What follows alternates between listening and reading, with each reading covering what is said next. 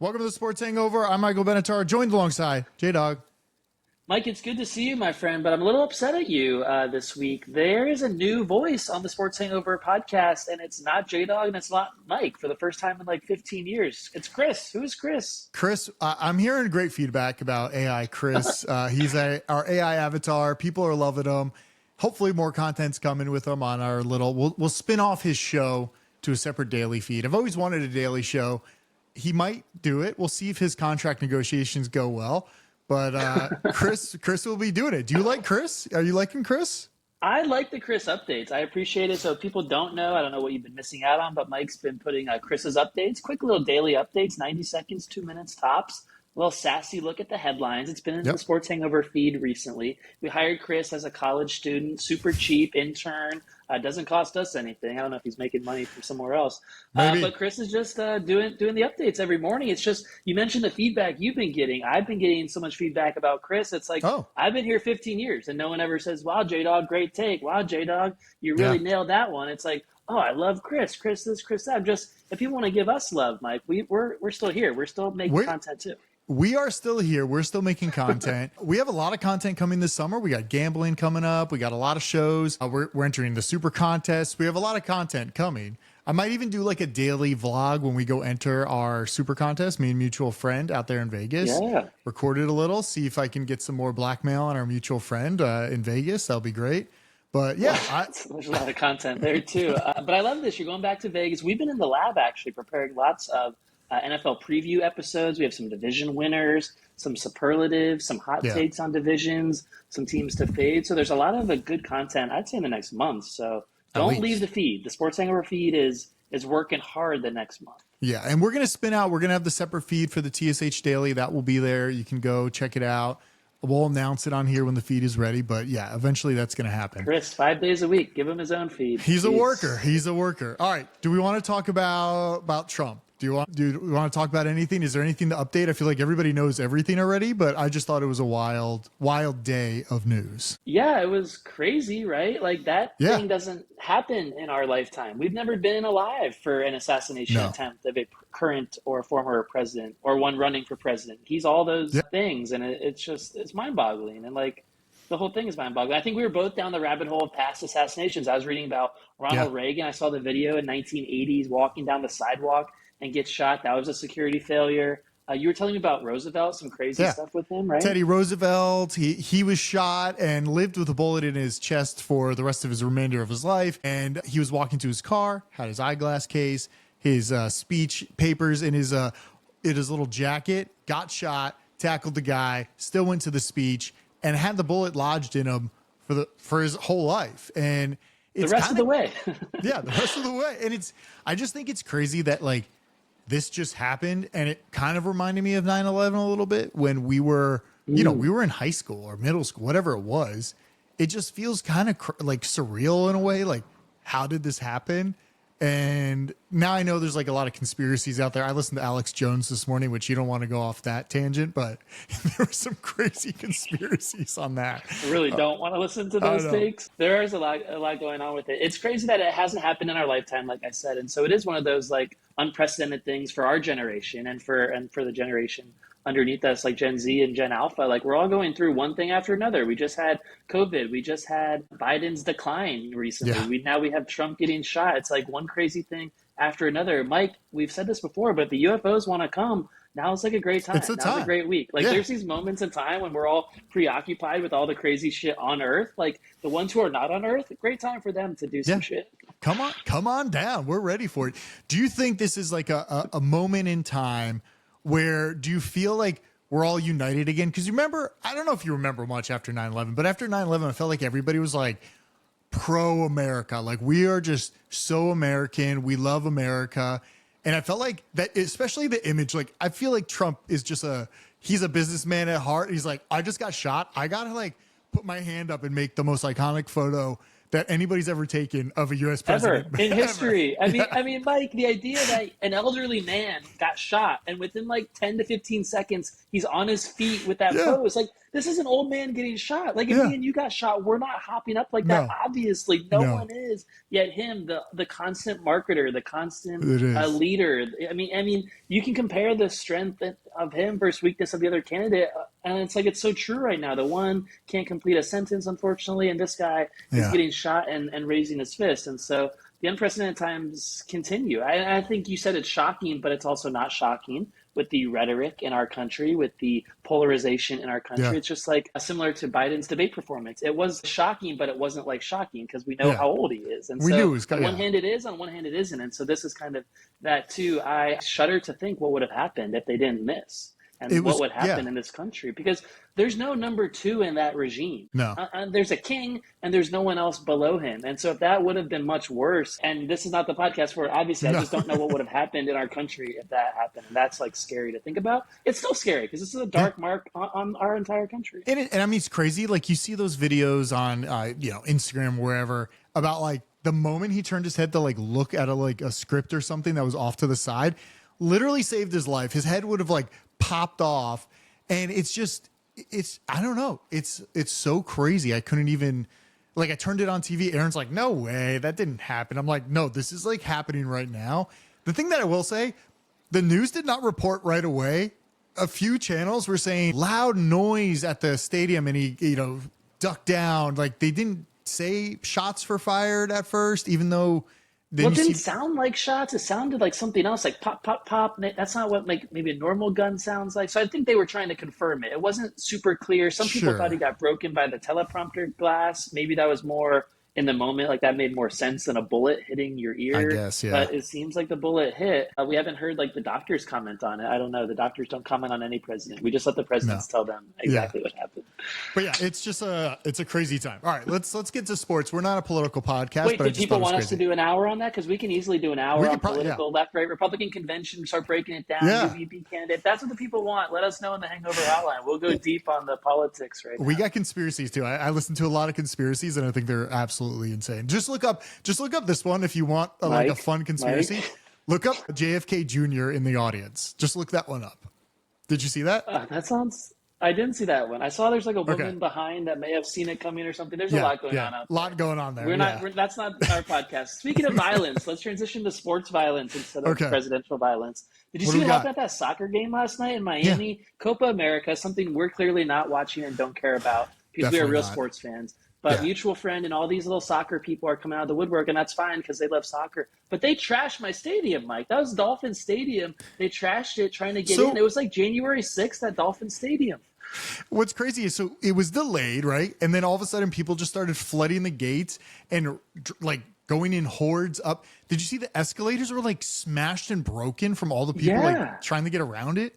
I don't know what was going on. Can I just tell you, those escalators are huge. When I was a kid going to Marlins games at that stadium, I was scared of the escalators because they go up from like the bottom to the top deck. And so it's like a 10-minute ride up this escalator. It's so tall. And those people were destroying them. It was crazy. Is it like the Circus Swim escalator that goes from the bottom of the casino all the way to the top? I got a little spooked there. You saw that. You saw exactly that. I did. And it was crazy. You can't have violence. You can't have rushing in. No, they're not great. That's not okay. They didn't have tickets and they were rushing in. They didn't have tickets. There was kids being trampled. There was kids a part of this who actually had tickets, paying families. I always talk about like the wealth gap is ridiculous, but you can't just walk your way in when you don't have a ticket to a sporting event, and people who do have tickets weren't getting in. There was tons of reports of people who paid thousands of dollars for tickets that couldn't get in because they had to stop it, and they delayed it, but not the whole time. And then Messi was playing in the game, and then he hurt himself with a non-contact injury and had to leave the game. What a nightmare for Copa America and all the soccer fans out there. Now, this is going to sound really dumb. What the hell is Copa America, and why are these international teams playing here? Like, I was very confused. I was like, what is this, and why is it happening in Miami and not in like Europe somewhere? Do you know? I learned Copa in Spanish is the word cup. So this is America's Cup, to answer one question. So every 4 years, they come here in America and play in America. The other teams play here. Of course, the U.S. plays, but they're not very good, so they were eliminated weeks ago. So that's the America's Cup every 4 years. So is this because FIFA was like corrupt and they didn't want FIFA coming over? Remember how like all the corruption with FIFA the last few years? It's like some weird organization with a lot of corruption. Corrupt. Yeah, But there's like there's dead FIFA, bodies right? under FIFA's. Yeah, Yeah.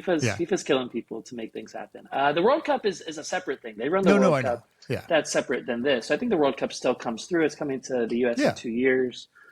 Just a lot of No, different cups. There's like a lot of soccer things that I'm very confused about and I yeah, don't the understand. Euro. There's like a Euro Cup Yeah. also going on right now. So they were Too concurrently much. going on. Don't know about that. What I also want to mention is there was more violence last week here in the U.S. It was When? one of the semifinal games for the Copa America game in Charlotte when the fans went in the stands. It was like that Malice at the Palace basketball brawl we saw when we were kids. If you remember that, like I in don't. Detroit. Ron Artest, you know that story. When Ron Artest had the drink thrown, he went in the Oh, stands and started yeah. fighting people. Yeah. That's like that doesn't happen in America. Like that was a No. one-off in the NBA, and this happened in soccer.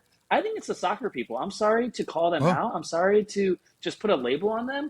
Two soccer events in the U.S. in the last 5 days have had tons of outrageous violence, and that doesn't happen at baseball games. That doesn't happen at hockey games. Like, what's no. going on here?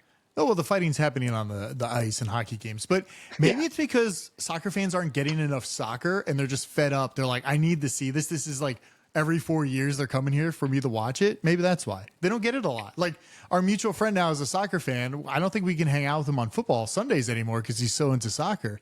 But I think No, the soccer fan. he tried going out this past Saturday, and I had to check the soccer schedule to make sure he wasn't Oh, roping me in to uh, soccer games. So that's how far advanced he is. You got to check the schedule because he won't even tell you it's I going don't on, like and then that. boom, you show up at a European watch party somewhere. Do you want to talk about anything else? I mean, today is a big day for sports. For college sports, today's the drop of the if you pre-ordered it, Oh NCAA yeah. football is out today. I'm gonna play after this. I pre-ordered it. I'm ready. I'm rebuilding all our alma mater, UCF. I'm rebuilding them and going to take them and make them the biggest prestigious university in NCAA. That's my goal for the Wow, next few that might weeks. take you a long time. Maybe just Yes. start with the Peach Bowl. We got to the Peach Bowl once and we Okay. called ourselves national champions. So that is all you have to get to. Don't feel like you have to take Okay. it farther than that because that's going to be hard to do at UCF. But we are in the Big 12 now. This is funny to me, Mike, because you don't give a shit about college I don't. football. You won't watch it, but you're the first in line to play the game. Jeremy, the stuff they're doing in this game makes me excited for the future of football games. Madden has been stuck in kind of a cycle where it's the same game over and over and over and over and over.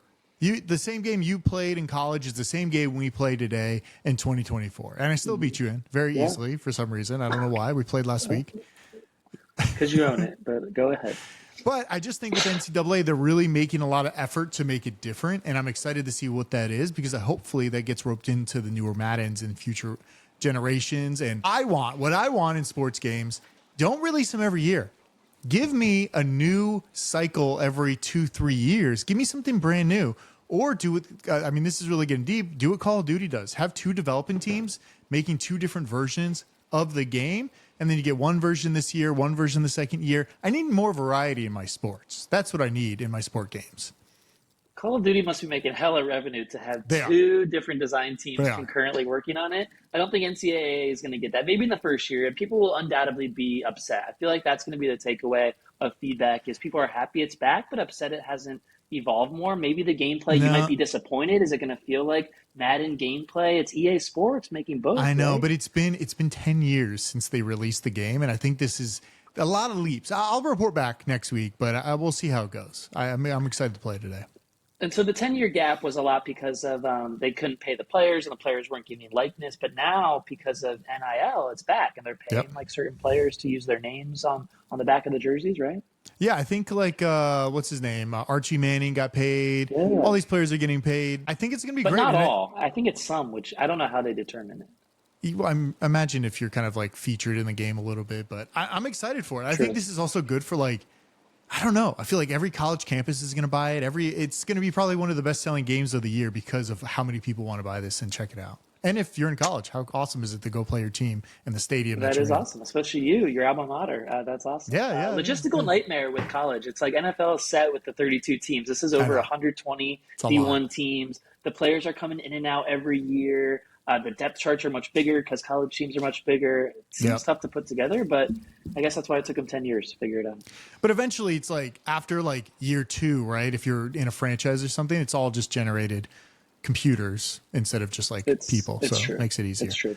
I have an update here. We haven't Yeah, talked about it yet. Bronny James got paid, and he got paid a lot more than he should have, Mike. This is another LA controversy. We're full of controversies out yeah, here in California, and this is one of them because he got a 4-year contract for $7.9 million for being the 55th overall pick in the second round of the yeah. draft. 54 players ahead of him. Do they all get paid more than him? Absolutely not. Let me tell you about the 55th pick in last year's draft. Tell me. A so-called person named Isaiah Wong. Has anyone seen Isaiah Wong? Can I've someone put not. out an all points bulletin? Does this person exist? Apparently, he was the 55th pick in the 2023 draft. That's the level Bronny James is at here. Isaiah Wong, 2 years, $700,000 as the 55th pick last year. Bronny this year, 4 years, $7.9 million. It's a disgrace. Not only are the Lakers wasting resources like draft picks, they're now wasting money. They could use this money on real players to help them. Weren't they like $8 million short on Klay Thompson? And that's the reason he went to Dallas. And now let's make sure Bronny gets the 8 mil so we cannot have a sharpshooter. It makes me mad, and the Lakers are going to be in controversy all year because they keep doing this shit. Do you think that with Bronny, I mean, obviously he's getting a lot of hype because he's, LeBron's son. But do you think it's justified in like 2 years if he comes out and he's like one of the all-star players on some, one of these teams? Because I think it's like it takes a while to develop. And I put a note down here. I said we should bet on how many games Bronny plays this year, because it sounded like from the whatever interviews I heard of JJ and everybody and Rob Pelinka talking about what's going on with Bronny, it sounded like he might play in the G League for a little bit this year. And I don't know if he's obviously going to play a game with LeBron. Like, how can he not? Like, he's going to get out there. A token But game. Yeah. I said over under 10 games actually with the Lakers. Like, if there's injuries or if there's season, if they're losing, he'll probably come out and play a little. I don't think he's going to play that much this year. I think you're totally right. The idea that he's even going to like graduate from the G League to the NBA, it might only be to play with LeBron before the end of the season. It might be like that last game when they're looking to sell some tickets or something to a game that doesn't matter. Because listen, he's playing in the summer league right now, Mike. In his first game, 22 minutes, 4 points. This is against his level of competition and worse. The summer league is full of guys who are drafted, but only 60 guys are drafted. Do you know what that means? There's all these guys in the summer league supposedly worse than Bronny who weren't drafted that he plays 22 minutes against and scores 4 points. So the idea that he's going to score a lot, that he's going to graduate, that he's going to make a difference on the Lakers, none of that can be considered as fact until he proves literally anything on the basketball court. And I just don't understand why the Lakers would tank their season, tank their resources, all to just satisfy the James family. Well, it sounds like that first round pick's pretty good. I don't know how much he got paid, but definitely nowhere near Bronny. He fell to them. You know what he is? He's a mini JJ Redick. He's a sharpshooting white boy, shoots threes. So, I mean, that was a great pick. He fell to them. He's supposed to be a top 10 pick. That guy will make an impact. That guy will score a lot of points this year. Bronny James. Do you have anything about the Olympics coming up? I know you're deep into the Olympics. I don't even know what's going to be on. I don't even know. I know basketball's happening, and that's pretty much it. Maybe a little gymnastics, but it's all I know. Give me a rundown for the people that aren't ready for the Olympics yet. I could do a whole episode for you, but I'll try to do it quick. Mike, I am so excited. Paris, the city you got married in, the city I officiated your wedding in. First of all, close to this Sports Hangover podcast. Paris is a city close to our hearts. Pink Mama, if anyone's going to the Olympics, go to Pink Mama. Scheduled dinner at Pink Mama, right? That's so good. It's such a good That's not what the Olympics are about. The opening ceremony on the River Seine is going to be awesome. That's coming up really soon, a week from this Friday, July. Question. So I watched a whole video on it last week on the Seine River about how dirty it is. And they built like a multi-million gallon tank to filter the shit out of the water. And the E. coli bacteria is so high that if you go in there, it's almost guaranteed you're getting sick. They're trying to clean it. They've attempted to clean it. But every time it rains, the overflow flows all the shit into the river.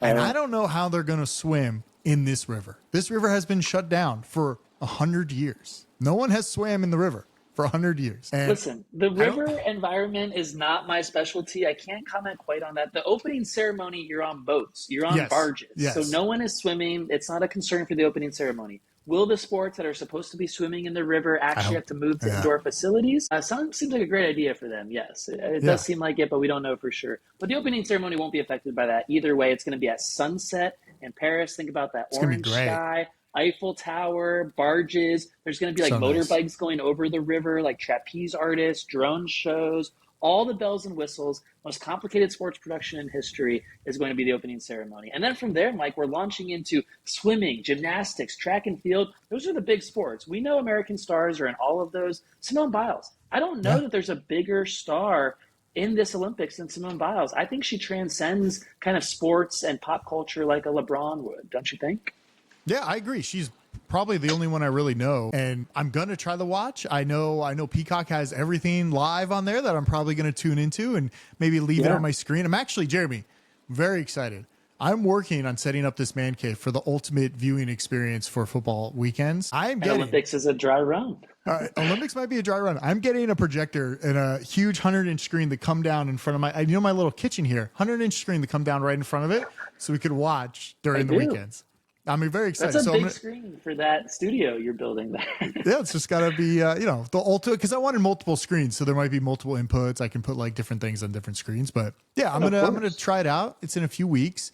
When do the Olympics like officially start? Because I know there's been a lot of trial runs in the last few weeks. Yeah, they actually start 2 days before the opening ceremony, which is crazy. Next Wednesday, the competition starts with soccer, and then the opening ceremony is Friday, and then it's 2 weeks. I know Scott Hansen's going to be hosting Gold Zone on Peacock. It's a version of Red Zone, but gold medals. That'll be awesome. So Peacock is doing a lot of cool stuff. Thanks for shouting them out. I'm excited for soccer and basketball. Like LeBron and Steph and all those guys are going. Kawhi Leonard is hurt. He just had to leave the Team USA team last week. He didn't want to. They're pretty stacked. They should win. Caitlin Clark, the controversy, she should have been on the women's team and she wasn't, but basketball should win gold too. So many storylines to watch, and it's Paris. So that combination, I think everyone's excited because we haven't had a great Olympics with fans in the stands since really going back to 2016 in Rio 8 years ago. That's like a long time ago.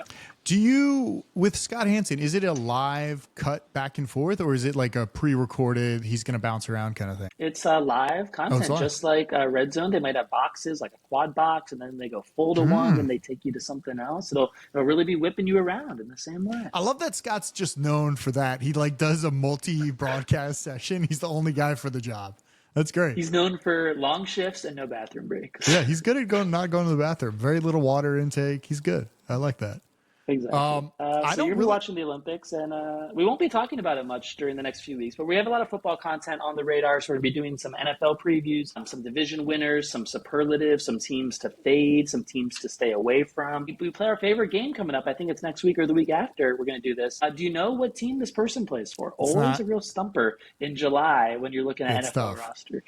It's tough. Fantasy's coming up too. Maybe later in August we'll do some fantasy stuff. I'm joining, might be joining a league with you this year. We'll see if I'm allowed back in. But a lot of fantasy stuff. I'm hearing good things about that.